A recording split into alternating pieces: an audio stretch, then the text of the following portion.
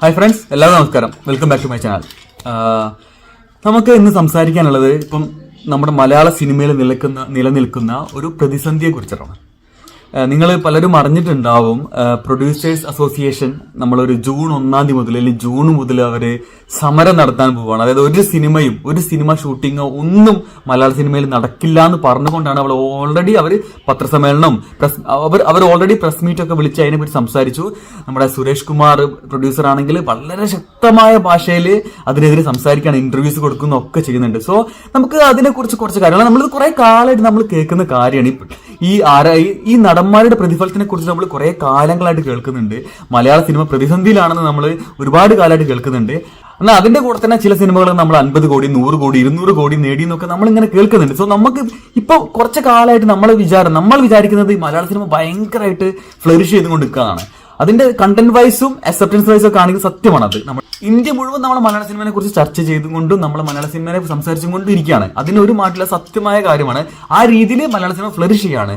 എന്നാൽ നമ്മൾ ഇപ്പൊ വളരെ യാഥാർത്ഥ്യത്തിലേക്ക് വരികയാണെങ്കിൽ, അങ്ങനെ പറയല്ലോ, വളരെ യാഥാർത്ഥ്യത്തിലേക്ക് വരികയാണെങ്കിൽ ഈ പ്രൊഡ്യൂസേഴ്സ് ഇത്രത്തോളം പ്രശ്നങ്ങളൊക്കെ അനുഭവിക്കുന്നുണ്ട് എന്നൊക്കെ ഇവരുടെ ഈ പ്രസ് മീറ്റും ഇവരുടെ ഓരോ പ്രസ്താവനകളും കേൾക്കുമ്പോൾ നമുക്ക് മനസ്സിലാവുന്നത്.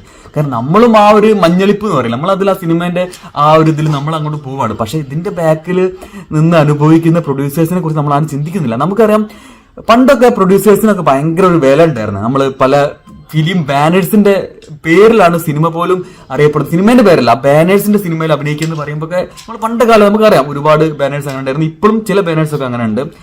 എന്നാൽ പോലും നമ്മളിപ്പം ആ ഒരു പ്രാധാന്യം നിർമ്മാതാവിന് കൊടുക്കുന്നില്ല എന്ന് നമുക്ക് തന്നെ തോന്നാറുണ്ട്. നമുക്ക് അതിനെക്കുറിച്ച് അറിയില്ലെങ്കിൽ പോലും, നമ്മൾ ആ മേഖലയിൽ ഇല്ലെങ്കിൽ പോലും നമുക്ക് മനസ്സിലാക്കാൻ കഴിയുന്നുണ്ട് ആ പ്രൊഡ്യൂസേഴ്സിനുള്ള വാല്യൂ ഒക്കെ വളരെ കുറഞ്ഞിട്ടുണ്ട്. ഈ സുരേഷ് കുമാർ എടുത്തു പറഞ്ഞ പ്രൊഡ്യൂസേഴ്സ് വെറും കാഷ്യർ ആണെന്നുള്ള ഒരു വാദം പോലും അദ്ദേഹം പറഞ്ഞിട്ടുണ്ട്. പിന്നെ എന്തുകൊണ്ടാണ് ഇത്രത്തോളം സിനിമകൾ മലയാളത്തിൽ ഇറങ്ങുന്നത്? എനിക്ക് അതിനെക്കുറിച്ച് ഒരു ഐഡിയ എപ്പോഴും കിട്ടില്ല. കാരണം ഈ പ്രൊഡ്യൂസേഴ്സ് അസോസിയേഷൻ വന്ന് പറയുന്നത് ഇറങ്ങുന്ന 200 സിനിമയിൽ ജയിക്കുന്നത് 5 സിനിമ 10 സിനിമയാണ്.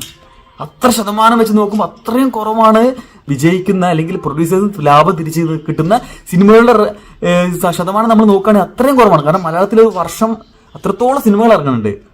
പക്ഷെ ഞാൻ ചിന്തിക്കുന്നത്, എന്നിട്ടും എന്താണ് മലയാള സിനിമയിൽ ഇത്രത്തോളം സിനിമകൾ ഇറങ്ങുന്നത്? എന്താണ് സത്യത്തിൽ സംഭവിക്കുന്നത്? ഇത്രത്തോളം പ്രൊഡ്യൂസേഴ്സിന് നഷ്ടം സംഭവിക്കുന്നു. പ്രൊഡ്യൂസേഴ്സ് അതിലധികം പറഞ്ഞിട്ടുണ്ട്, ഒരു പ്രൊഡ്യൂസർ വീടും ബെൻസ് കാറും ഒക്കെ വെച്ച് ഒരു വിറക് പോരയിൽ ആരോ ഔദാര്യത്തിൽ കഴിയാന്നൊക്കെ പറയുന്നുണ്ട്.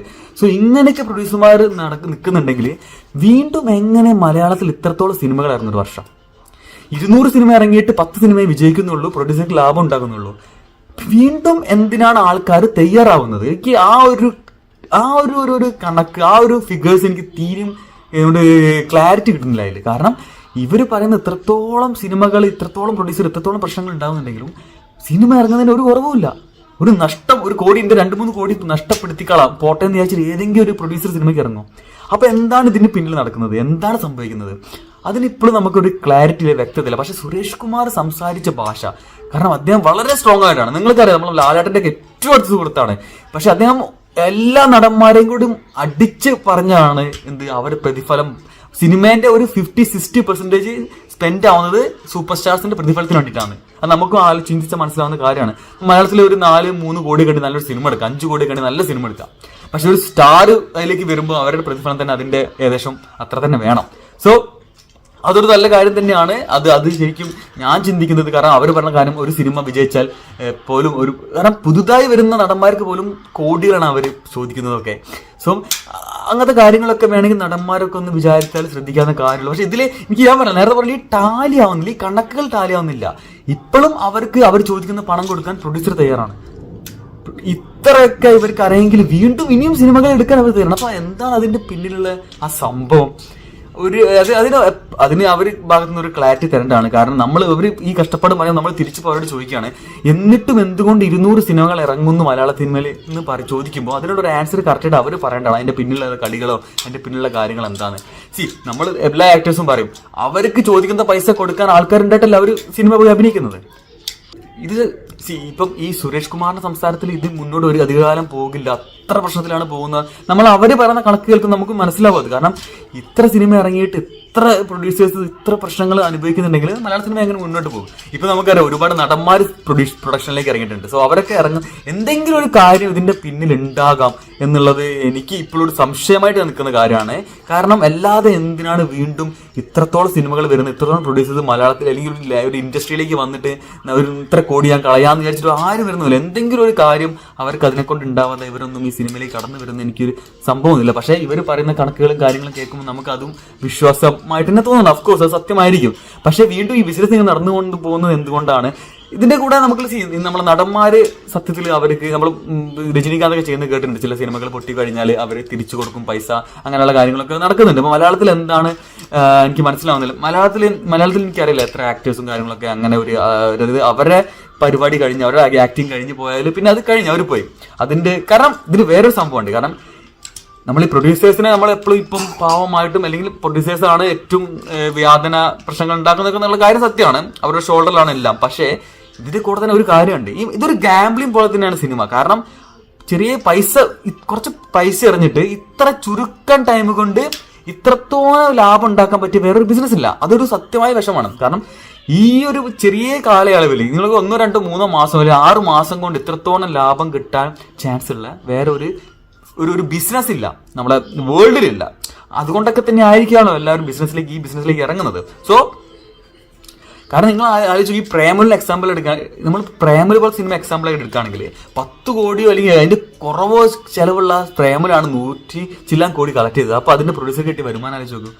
സോ അതാണ് ഒരു ഗാംബ്ലിംഗ് പോലെ, ഒരു ലക്ക് പരിശോധിക്കുന്ന പോലെ, ഒരു ഭാഗ്യപരീക്ഷണം പോലെ ആൾക്കാർ ഇതിൽ വരുന്നത് അതുകൊണ്ടാണ്. കാരണം ചുരുങ്ങിയ ടൈം കൊണ്ട് കോടിക്കണക്കിന് രൂപ ഉണ്ടാക്കാം.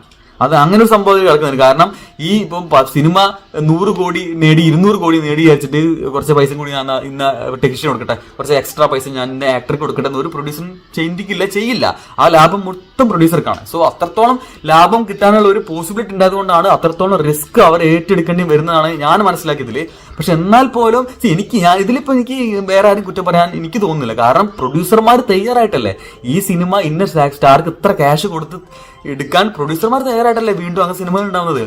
എന്താ പറയാ, കാരണം ഇത്രത്തോളം പരാജയ സിനിമകൾ ഉണ്ടാവുന്നുണ്ടെങ്കിൽ ആ പ്രൊഡ്യൂസർക്ക് അപ്പം അതിനെക്കുറിച്ച് ഒരു വിവരമോ ഒന്നും ഇല്ലായിട്ടല്ലേ എത്ര പേര് ട്രാപ്പ് ചെയ്യപ്പെടുന്ന ആൾക്കാർ ഉണ്ടായിരിക്കും. അതൊക്കെ എത്ര ശതമാനമായിരിക്കാം? ഇപ്പൊ ഈ പ്രൊഡ്യൂസർ അസോസിയേഷന്റെ ഉള്ളിൽ ഇങ്ങനത്തെ ഒരു പ്രശ്നം ഉണ്ടെങ്കിൽ ഇത് എല്ലാവർക്കും അറിയേണ്ട കാര്യമല്ലേ. സോ അവർ ഇതൊക്കെ നിലനിൽക്കെ വീണ്ടും ഇങ്ങനെ കണ്ടിന്യൂസ് ആയിട്ട് സിനിമകൾ ചെയ്തുകൊണ്ട് നിൽക്കാന്ന് എന്തുകൊണ്ടാണെന്നുള്ള ഒരു ക്ലാരിറ്റി അവർ തന്നെ വേണം. പിന്നെ നമ്മളെ 100 കോടി കണക്കിലേക്ക് വരികയാണെങ്കിൽ അത് നമുക്കും അറിയാം, തള്ളാന്ന് പറയുന്നില്ല. കാരണം വളരെ വ്യക്തമായിട്ട് gross collection, world wide gross collection എല്ലാ സിനിമകളും ഇപ്പം പോസ്റ്ററിന്റെ താഴെ എഴുതാറുണ്ട്. അപ്പം അത് നമുക്കറിയാം. അത് നമുക്ക് ഒരു പ്രൊഡ്യൂസർ കിട്ടുന്ന പൈസ അല്ല എന്നുള്ള കാര്യം നമുക്ക് ഓൾറെഡി ധാരണ ഉണ്ട്. എന്നാൽ പ്രൊഡ്യൂസർക്ക് അതിൽ എത്രയാണ് കിട്ടാന്ന് വ്യക്തമായിട്ട് ഇദ്ദേഹം പറഞ്ഞിട്ടുണ്ട്. കാരണം 100 കോടി ഗ്രോസ് കളക്ഷൻ ഒരു സിനിമ നേടിയാൽ അത് 27 കോടിയാണ് പ്രൊഡ്യൂസർ കിട്ടുന്നത്. നിങ്ങളൊന്ന് ആലോചിച്ചോക്കെ.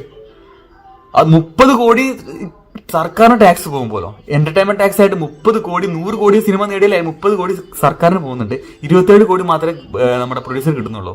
അത് വളരെ വലിയൊരു തന്നെയാണ്. അപ്പോൾ നമ്മളെ ഈ 100 കോടി 200 കോടി നേടി എന്ന് പറഞ്ഞ സിനിമകളെ കണക്കൊക്കെ ഇപ്പം ഈ ലെവലിൽ എടുത്ത് നോക്കിയാൽ നമുക്ക് മനസ്സിലാവും പ്രൊഡ്യൂസർക്ക് ലാഭം എത്ര ഉണ്ടാക്കി എന്നൊക്കെയുള്ള കാര്യം.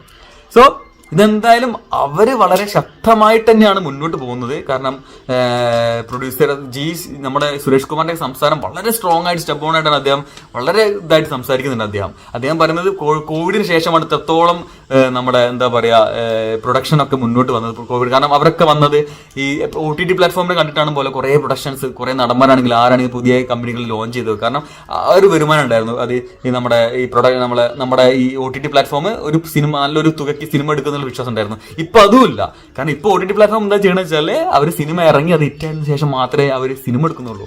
മാത്രമല്ല അവർ വേറെ എന്തൊക്കെ പേപ്പർ വ്യൂ എന്നൊക്കെ പറഞ്ഞിട്ടുള്ള സംഭവങ്ങൾ ഉണ്ടാകുമ്പോൾ അതായത് ഒരു വ്യൂവിന് ഇത്ര രൂപ, ഒരു വ്യൂവിന് ആമസോൺ കൊടുക്കുന്നത്, അതായത് അങ്ങനെ ഒരു വലിയ എമൗണ്ട് കൊടുത്ത് സിനിമ എടുക്കാതെ വ്യൂവിനനുസരിച്ച് സിനിമ നിങ്ങൾക്ക് ക്യാഷ് തരാന്നുള്ള രീതിയിലായി OTT പ്ലാറ്റ്ഫോം. സോ അതിനിപ്പം ഒരു പ്രൊഡ്യൂസർക്ക് അതിനെ ആശ്രയിക്കാൻ പറ്റാത്ത അവസ്ഥ. കാരണം പേപ്പർ വ്യൂ എന്നൊക്കെ പറഞ്ഞിട്ട് ഒരു വ്യൂവിന് 8 രൂപ, ഒരു വ്യൂവിന് 4 രൂപ, അങ്ങനെയൊക്കെയാണ് ഇപ്പൊ ആമസോൺ പ്രൈം ഒക്കെ കൊടുക്കുന്നത് പോലും. സോ അങ്ങനെയൊക്കെ നോക്കുമ്പോൾ പല രീതിയിൽ നമ്മളെ പ്രതിസന്ധി എന്തായാലും മലയാള സിനിമയിലുണ്ട്. അതിൽ ഇത്ര നേരത്തെ ജൂൺ മുതൽ ഇത് സമരം എന്ന് പറഞ്ഞത് കൊണ്ട് എനിക്ക് പ്രതീക്ഷ ഉണ്ട് ആ സംഭവം നടക്കില്ല ചിലപ്പോൾ എന്നുള്ളത്. കാരണം ടൈം ഉണ്ടല്ലോ, അതിന് മുമ്പിൽ പല കാര്യങ്ങളും പല എല്ലാ സംഘടനകളും ഇടപെട്ട് ഇത് സോൾവ് ആയി പോകാനാണ് ചാൻസ്. അങ്ങനെയാണ് എനിക്ക് തോന്നി. കാരണം ഇത്ര നേരത്തെ ഞങ്ങൾ ജൂൺ മുതൽ തുടങ്ങുമെന്ന് പറഞ്ഞുകൊണ്ട് അങ്ങനെ സംഭവിക്കാൻ ചാൻസ് ഇല്ല എന്നാണ് എനിക്ക് തോന്നുന്നത്. എന്തായാലും നമ്മൾ അറിയാത്ത, നമ്മൾക്ക് ഇതിൽ ഐഡിയ ഇല്ലാത്ത ഒരുപാട് കാര്യങ്ങൾ ഇതിന് പിന്നിൽ നടക്കുന്നുണ്ട്. സോ അതൊന്നും എല്ലാം ഒന്നും തുറന്നു പറയാൻ എല്ലാവരും തയ്യാറുമായില്ല.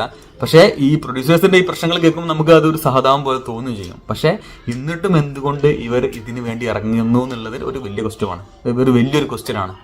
സോ അടുത്ത വീഡിയോയിൽ വീണ്ടും കാണാം. ബൈ.